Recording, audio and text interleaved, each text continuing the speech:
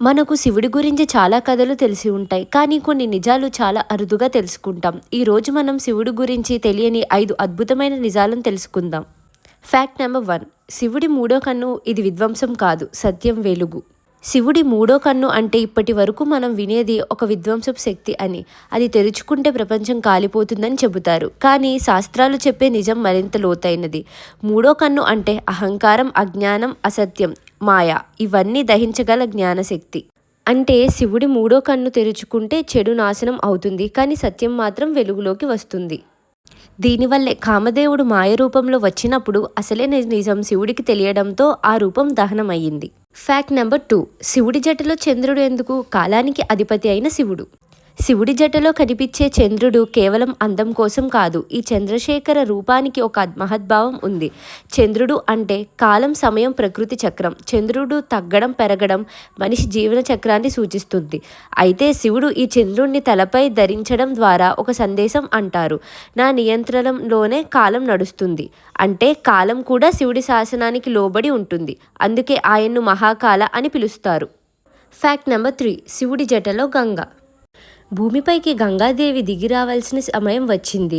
ఆమె శక్తి అమాంతం పెరిగింది. ఆమెలో వేగం తగ్గకుండా భూమిపైకి పడితే భూమి ధ్వంసమైపోతుంది. దేవతలు ఎవరూ ఆమెను అడ్డుకోలేకపోయారు. అంతలో శివుడిని ఆశ్రయించారు.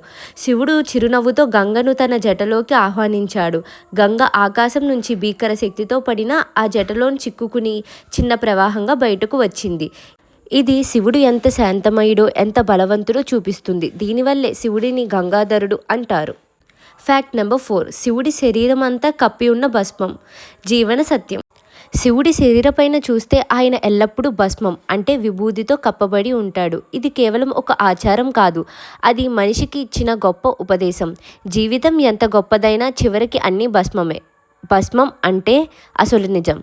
అది శివుడి తపస్సు, విరక్తి మరియు జగత్తు అశాశ్వతానికి సూచిక. Fact number 5. శివుడి త్రిశూలం. 3 లోకాలపై అధికారం. శివుడి చేతిలో ఎల్లప్పుడూ కనిపించే త్రిశూలం కేవలం ఒక ఆయుధం కాదు, దానికి లోతైన అర్థం ఉంది. త్రిశూలం 3 శక్తులను సూచిస్తుంది. సృష్టి, స్థితి, లయం అంటే ప్రపంచాన్ని నడిపించే 3 శక్తులు.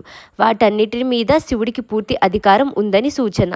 ఇక మరో అర్థం కూడా ఉంది. మనిషిలోని 3 గుణాలు సత్వం, రజసం, తమసం. ఈ 3 గుణాలకు అధిపతి శివుడే. ఇవి శివుడు గురించిన 5 అద్భుత నిజాలు.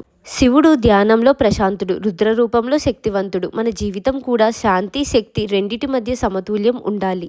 విషం తాగడం, భస్మం ధరించడం, పాములు ధరించడం, ఏ పరిస్థితినైనా ధైర్యంగా ఎదుర్కోవడం శివుడు నేర్పాడు. కష్టం మనల్ని నశింపజేయదు, మరింత బలంగా మారుస్తుంది. నా వీడియో కనుక మీకు నచ్చినట్టయితే లైక్ చేయండి. అలాగే మరిన్ని ఇంట్రెస్టింగ్ వీడియోస్ కోసం నా ఛానల్ని సబ్స్క్రైబ్ చేసుకోండి.